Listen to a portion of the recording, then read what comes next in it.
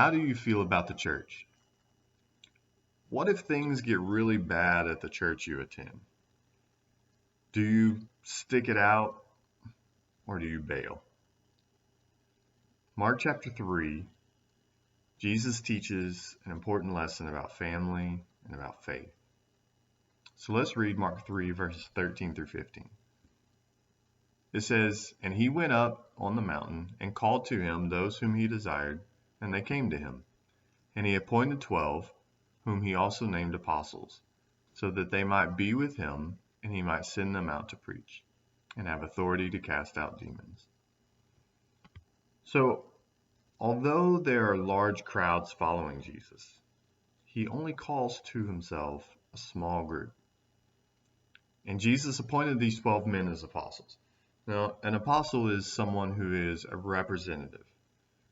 So the book of Hebrews calls Jesus an apostle. He was an apostle sent from God. The book of Philippians calls a man named Epaphroditus an apostle.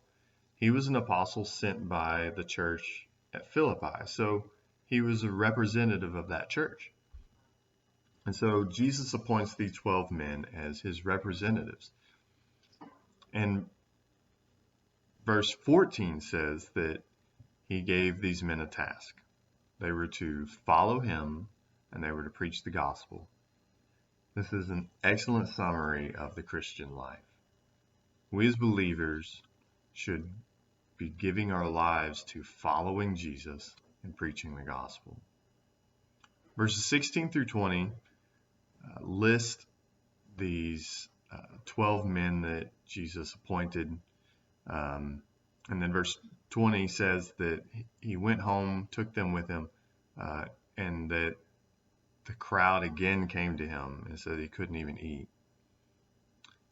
And as I look through this list of men that he called, one thing that I notice is that it's such a mixed group of guys. They're fishermen, they're tax collectors. There's even one who never had genuine faith in Jesus. There's no type of person who follows Jesus. It's not a certain group, a certain mentality, a certain place in society. Churches are not united by a common love of fishing or of music or of books or of sports. The only thing that unites a church is our common faith in Jesus. That's the only thing that we have in common. That's the only thing that unites us. If we unite around something else, we're missing out on the one thing that unites us. Then in verse 21, it says, "When his family heard it, they went out to seize him, for they were saying, 'He is out of his mind.'" Then later, in verses 31 through 35, it says, "His mother and his brothers came, and standing outside, they sent to him and called him. And a crowd was sitting around him, and they said to him, 'Your mother and your brothers are outside seeking you.' And he answered them, 'Who are my mother and my brothers?' And looking about at those who sat around him, he said, 'Here are my mother and my brothers. For whoever does the will of God, he is my brother and sister and mother.'"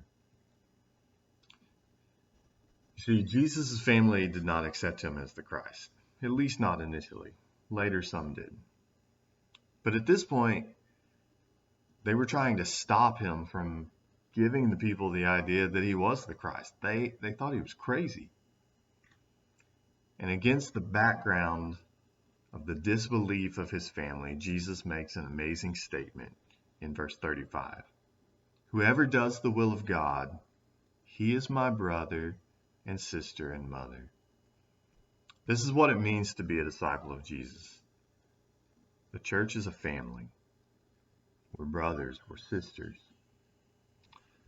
I always have trouble understanding the casual approach that people take to church. The church is not an organization that you should stick with as long as it suits you.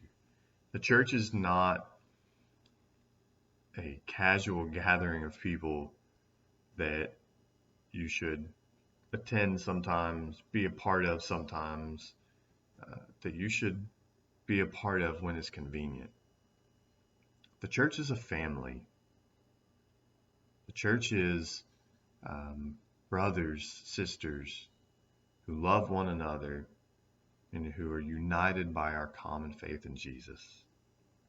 For Jesus, devotion to God was the thing that bound him to his disciples. They were his family. Who is your family?